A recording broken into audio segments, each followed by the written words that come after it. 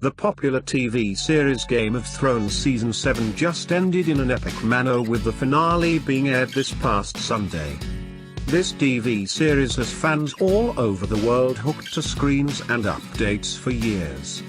People have gone as far as unfriending their Facebook friends that post spoilers. For these super die-hard fans, it is either a fresh and new got episode or their friends, and they choose the former, not surprisingly. We have compiled a list of 10 Game of Thrones Season 7 things that you need to know or at least think about given the popularity of the show. In it, there is heavy emotion, vengeance and love. The darker side of the human being has been shown in an explicitly heinous manner, revealing everything that a person hides beneath the sheath and skin. Check out the list below to find out some interesting things about the Game of Thrones Season 7. Warning, spoilers alert. Please so not unfriend or unsubscribe from us.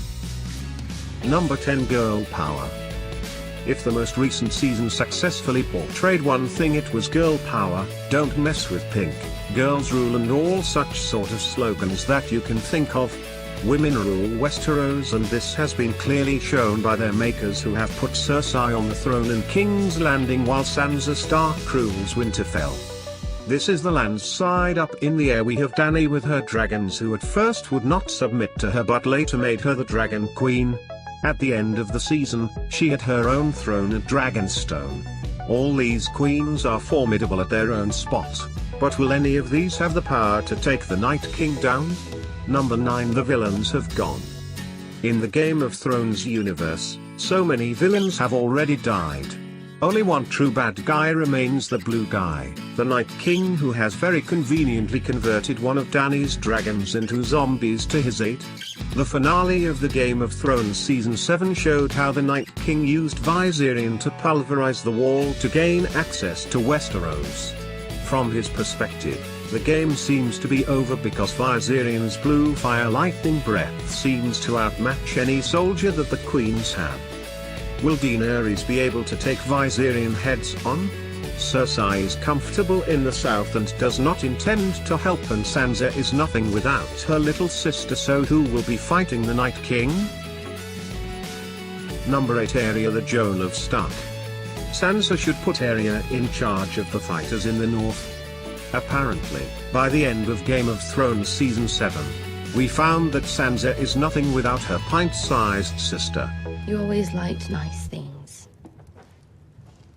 Made you feel better than everyone.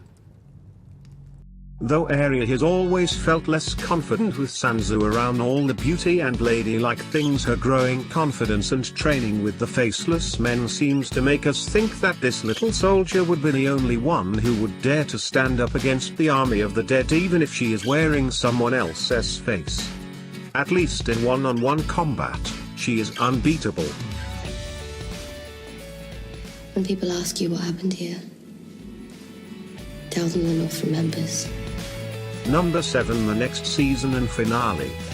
Vice and Benioff would be pariahs if they do not give a proper ending to the finale. For the millions of fans all over the world, it should be nothing ambiguous or predictable, because that is what Game of Thrones has been all about: cruelty and unpredictability. In the end, the hero doesn't take the trophy, rather evil wins.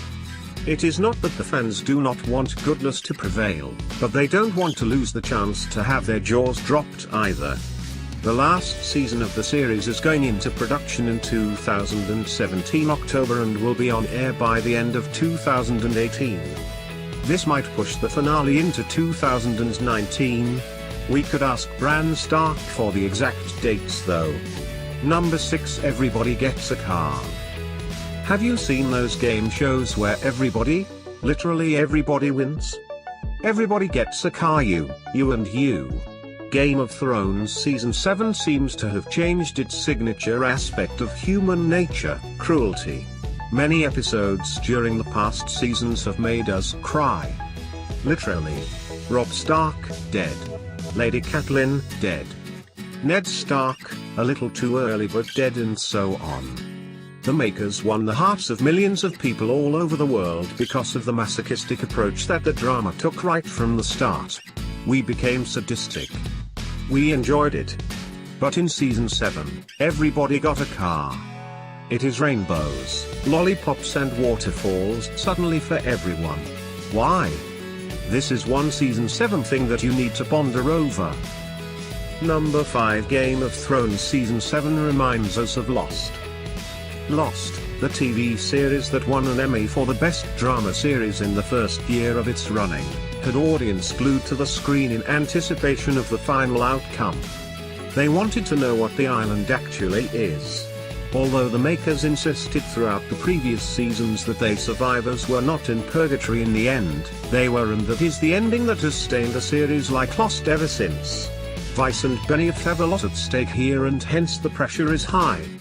The finale should be nicely wrapped up in a bow. Number 4.